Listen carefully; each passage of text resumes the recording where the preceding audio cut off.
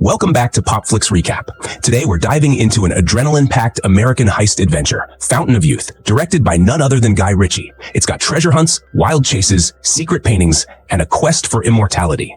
Yep, the legendary Fountain of Youth is real in this world. And guess who's chasing it? Two estranged siblings. Let's break down how the adventure kicks off. So we begin in sunny Thailand, where archaeologist Luke is zooming through the streets on his scooter, ignoring repeated calls from a guy named Qasim. Now Qasim? Not exactly calling for a friendly chat. Turns out Luke has stolen a very important painting, one that belongs to Qasim's boss. In no time, Luke's completely surrounded by Qasim and his crew in multiple cars. One of them is even pointing a gun. So Luke pretends to give up and says he'll pull over. But instead of surrendering, he makes a slick move, waits for the cars to pass, takes a sharp turn, and boom, a high-speed chase begins. Luke races through the streets, dodges traffic, and even causes some of Qasim's guys to crash into other cars. Then he zips into a local market, where cars can't follow. But guess what? There's still one persistent guy on a bike. Luke leads him into a tight apartment hallway, and it's so cramped, the biker ends up crashing. Another one bites the dust, but Luke's escape isn't over. As he gets out of the building, bam! Qasim's car is waiting. Luke is knocked off his scooter, but the local crowd gathers, blocking Qasim's next move. Luke crawls away. In true villain fashion, Qasim fires a shot in the air, scaring everyone, and sending his men after Luke on foot. Even with an injured leg, Luke limps away while bullets fly behind him. He calls his team to say he can't make his flight, and they quickly tell him, take the train. He hobbles through another market, steals a merchant's food cart, and uses it to block Qasim again. He unhooks it from the bike, and it crashes into Qasim's car. The fire covers the windshield, and Qasim loses control, smashing into traffic. Police swarm in. Luke, he escapes. Again, at the train station, Luke makes a dramatic sprint and jumps on the moving train just in time. That night, he finally gets a moment of peace and drifts off to sleep, only to dream of a mysterious ancient building where he finds and steals a golden mask. When he wakes up, there's a new face in front of him, a woman named Esme.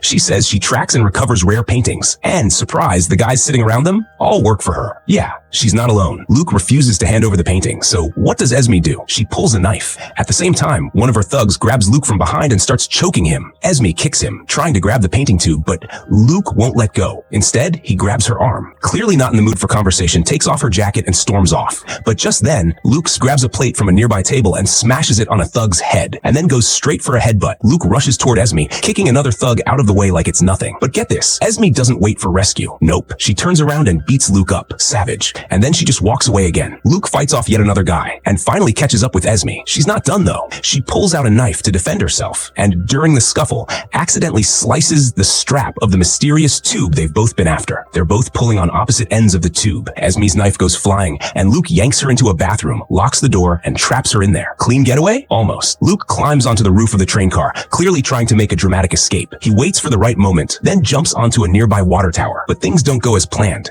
He doesn't grab the railing properly and crashes through the roof of a shack below. Flat on the floor, he pulls out his phone and calls his team for a pickup. Meanwhile, back in London, we cut to his sister Charlotte, who's in the middle of a nasty divorce. Her ex-husband Harold, who cheated on her, is now trying to get full custody of their son. She's furious. Later, Charlotte's at her job at the museum when, surprise, Luke shows up, totally unexpected. He acts like he's just dropping by to visit, but Charlotte sees right through it. They barely talk, so she immediately knows he's in trouble. Luke wants his sister Charlotte to ditch her stable life and go back to being adventurous, like when they were kids, tagging along with their dad. But Charlotte's not having it. She's a mom now, and prefers the safety of her curator job. You can already sense the tension. Then, boom, Luke drops a bomb. He tells Charlotte that one of the paintings in the museum is damaged. But while she's distracted checking it out, he actually steals a completely different painting. And yep, just like you'd expect, the alarms go off and the whole place starts locking down like a fortress. Charlotte rushes after him and confronts him outside. But Luke isn't giving the painting back unless she gets in his car. Now comes the wild escape. Luke speeds off, pulling sharp turns and ducking through narrow alleyways as police chase after him. Eventually, he drives right into the back of a moving truck. Classic action movie move.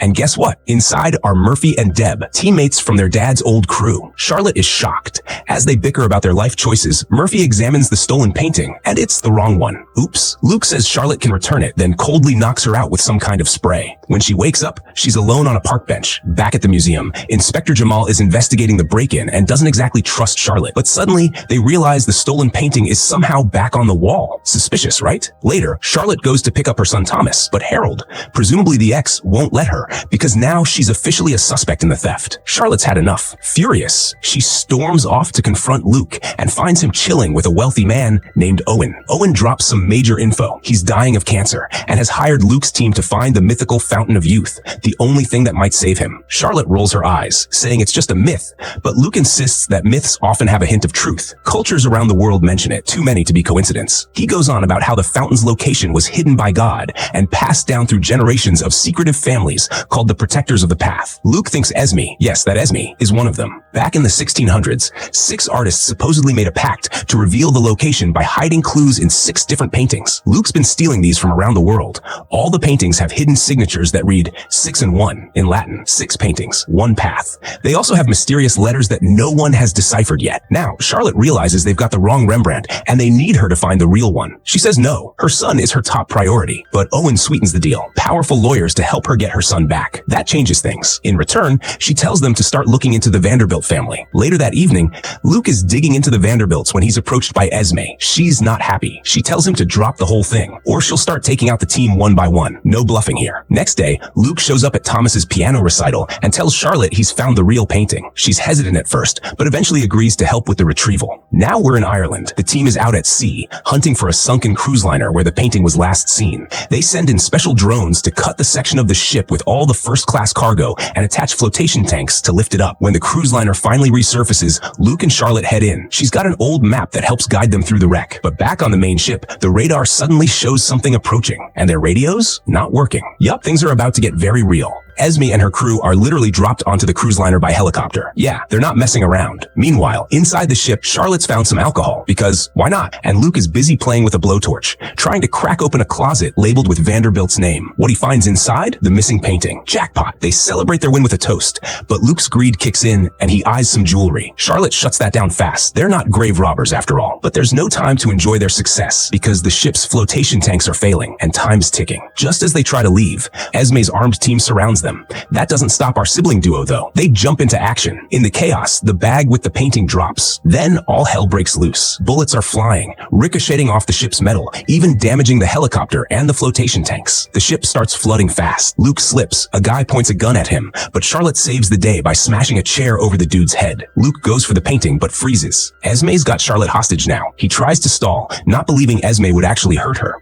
But then the ship shakes violently. Charlotte takes the chance, elbows Esme, and throws her overboard. They try to escape, but a huge wave throws them back in. Luke gets tangled in a net underwater. It's scary, but Charlotte dives in and frees him. They swim to the surface and get rescued just in time. Back in London, Charlotte gets another surprise. Harold asks her to take care of Thomas. Turns out he's moving to Japan. But wait, Charlotte realizes Owen planned this so she could raise the kid. Sweet, right? Now back to decoding the mystery. With the new painting, they finally piece together the word wicked. Combine that with the clue 6 and 1, and they figure it points to the Wicked Bible, a misprinted 1631 King James Bible that says, "Thou shalt commit adultery." Yeah, that was a real historical misprint. The theory? The error wasn't a mistake, but a secret signal, and only one copy remains. Just as things click, Jamal storms in with the cops to arrest Charlotte and Luke. But boom, Qasim and his thugs barge in and hold everyone at gunpoint. Tense much? Luke cuts a deal. He offers himself and all the paintings if Qasim lets the others go. Qasim agrees, but Luke's got a trick up his sleeve. Instead of handing over the art, he blasts some music, dives under the table, and distracts everyone. The cops take their shot and a wild fight breaks out. Bullets, chaos, explosions, the whole package. Luke slips out during the madness and escapes on a boat with his crew. Cops win in the end, and Jamal notices something odd on the computer. That same wicked Bible quote. And just when you think it's over, we jump to a desert. Luke finds a glowing glass of liquid. He takes a sip and boom, Charlotte and Thomas start aging rapidly right in front of him. A voice shouts, "Don't drink," and Luke drops the glass, shattering it. Suddenly, he wakes up on a plane. Was it a dream, a vision, or something even weirder? The crew is flying off to Austria, chasing the last remaining copy of the infamous Wicked Bible. Oh, and guess who's finally joined the treasure hunt? Yep, Thomas. The little genius is back in action. Meanwhile, thanks to a generous donation from Owen, our wealthy backer, Luke, Charlotte, and Deb get special access to a restricted section at the Austrian National Library. While they're sneaking peeks at this ultra-rare Bible, Owen is off having a fancy lunch with Thomas, answering all his curious questions about living the billionaire life. Back in the library, the trio learns from the librarian that this Bible isn't just known for one misprint, but two. The second one, it contains an unexpected dirty word. But before they can go any further, danger strikes. Murphy, who's keeping watch outside outside, spots Esme and her crew approaching. He quickly warns the team. Luke heads out to stall Esme, and they dive straight into an intense fight scene, flipping over shelves and using furniture like they're in a Jackie Chan movie. Esme's henchman joins in, but Luke easily takes him down. Esme tries the old gunpoint trick, but Luke disarms her in no time. Then she pulls out a rope to strangle him, but plot twist, she's standing on it herself. Luke flips her over and leaves her dangling from the chandelier. Smooth move. With exits blocked, it's time for plan B. They knock the librarian out using knockout spray. Yeah, they came prepared. Grab the Bible, and Deb plants a small bomb that blasts a hole in the floor. Boom. Into the sewers they go for their escape route. Meanwhile, Esme's goons try to snatch Owen and Thomas. Big mistake. Owen handles them like a pro, taking them out without even letting a hair on Thomas's head get hurt. Total boss move. Later that evening, Jamal shows up at the library, hot on Luke's trail. The team regroups at a hotel and starts examining the Bible. On its edges, they find a weird digit pattern, numbers from 1 to 7, repeating. They can't figure it out until Charlotte decides to leave. She's worried about Thomas's safety after that recent ambush, but Thomas surprises everyone by pointing out the real clue. Those numbers aren't just digits, they're musical notes. Mind blown. He plays a tune based on the sequence,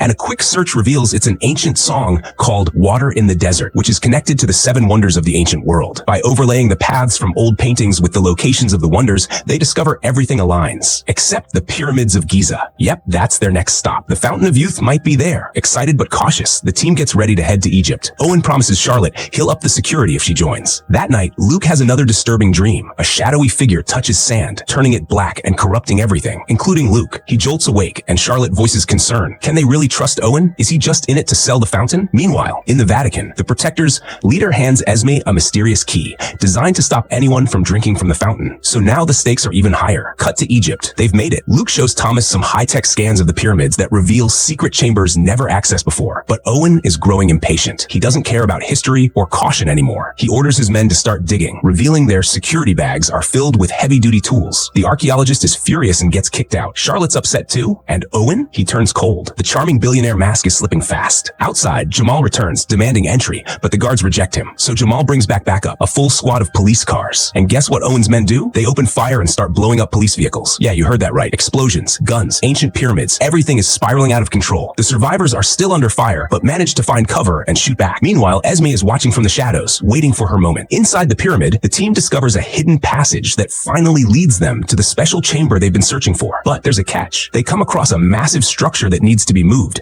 and no one's strong enough to do it. Owen, never one to give up, tells his team to get their tools. That's when Charlotte notices something disturbing. They're carrying guns too. The tools don't help, and Owen's next bright idea? Explosives. Naturally, Charlotte and her brother are not on board with that plan. While the adults bicker, Thomas finds this ancient musical instrument and begins playing it. Turns out, it activates a system of sound pipes in the chamber. Right then, Charlotte strikes a gong, and the chamber starts shaking, like really shaking. Sand begins to form patterns, and suddenly, Charlotte is able to move the huge structure with one hand. Hidden underneath is a lift, and the team jumps on to descend deeper into the pyramid. Outside, things escalate. Murphy and Deb realize the security team has gone rogue, so they launch a surprise attack. Deb gets shot in the arm, and Murphy heroically saves her. Esme shows up and unleashes chaos on the guards, using one of them as a human shield while firing back. After taking down most of the security, she teams up with Jamal, and together, they storm the pyramid and clear the path. Esme finds rope in the enemy's bags, and they use it to lower themselves down the shaft. Underground, the lift stops and drops the team into a corridor filled with bizarre inscriptions. They reach a dead end with a carving of the Tree of Life. Charlotte, thinking fast, takes an amber from a statue of Goddess Nannet and places it on the tree. Boom, the wall opens. Inside, they find themselves high above ground level. Luke touches a jewel on a carving, and magically, stairs emerge from the walls. They head down into another chamber, where they spot what looks like the legendary Fountain of Youth, a small puddle of glowing water. Owen tries to force Luke to drink first. He even shoots Luke in the arm to make it happen, but Charlotte sees right through him. Owen isn't sick. He wants to sell the fountain. Luke reluctantly touches the water, and something wild happens. The puddle expands into an actual fountain,